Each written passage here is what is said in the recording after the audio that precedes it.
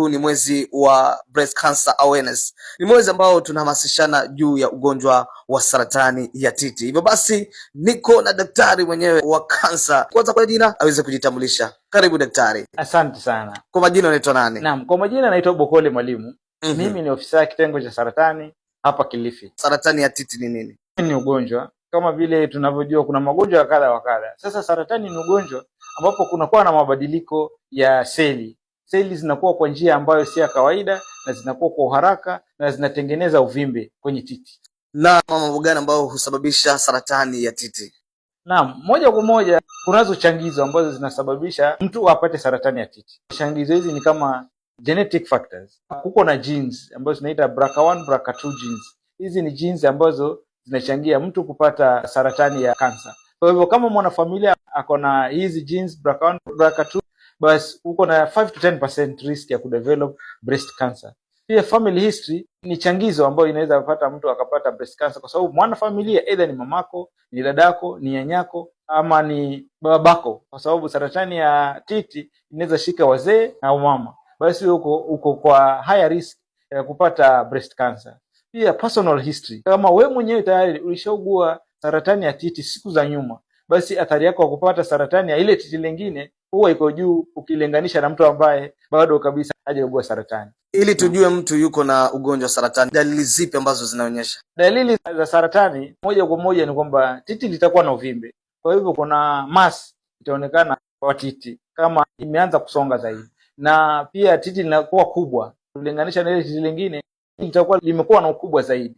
Rangi ya titi inabadilika, unaweza kupata titi inakuwa gumu zaidi, na mara nyingine titi hata inaanza kutoa damu. Ikizidi sana in advanced stage, unapata imetengeneza kidonda. Ile uvimbe inapasuka na inakuwa ni kidonda. Na screening ya saratani ya titi MEFI huwa inafanywaje? Hapa MEFI Hospital breast cancer screening tunafanya kila siku, kwa sababu kuko na ile tunaita clinical breast examination. Hiyo ni jinsi ya kutizama mama kama kuna nafasi ya kuwa na uvimbe na ambayo inaweza kuwa ni ya saratani. Hiyo ni kitu ambacho tunafanya hapa MEFI Hospital kila siku. Na saizi kama mwezi ambao ni October, ni mwezi wa breast cancer awareness, tumeongeza zile juhudi zetu za kuhakikisha tunafikia wamama wengi, kuwafanyia screening, tuwafanyia clinical breast examination, na tukishamaliza kuwafanyia clinical breast examination, basi moja kwa moja wote tunamfunza yule mama afanye self breast examination akiwa kule nyumbani, jinsi ya kujiangalia yeye mwenyewe, ya kujitizama titi lake yeye mwenyewe akiwa kule kwake nyumbani. Na pia tunafanya ultrasound hapa MEFI Hospital, tunafanya breast scan, breast ultrasound kwa mtu ambaye atakuwa na matatizo ya titi, kudhibitisha je, anaweza kuwa na dalili za kansa zikiwa zinaanza ama namna gani. Hiyo ndio huduma tunapeana hapa MEFI Hospital. Na je, kuna matibabu ya saratani ya titi hapa MEFI Hospital? Hapa MEFI Hospital tunapopata mgonjwa na ameonyesha zile dalili huwa huyo anaweza kuwa na saratani ya titi, basi moja kwa moja tunachukua sampuli, tunaita biopsy. Tunafanya breast biopsy, tunachukua sampuli na tunapeleka lab.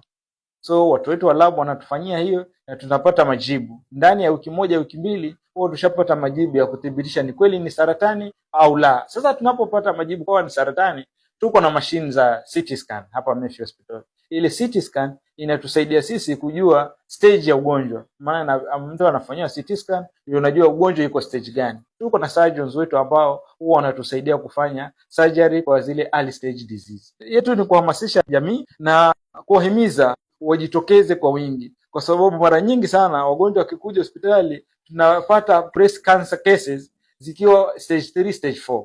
Asilimia kubwa, 70 hadi 80 ya breast cancers tumepata zikiwa advanced stage.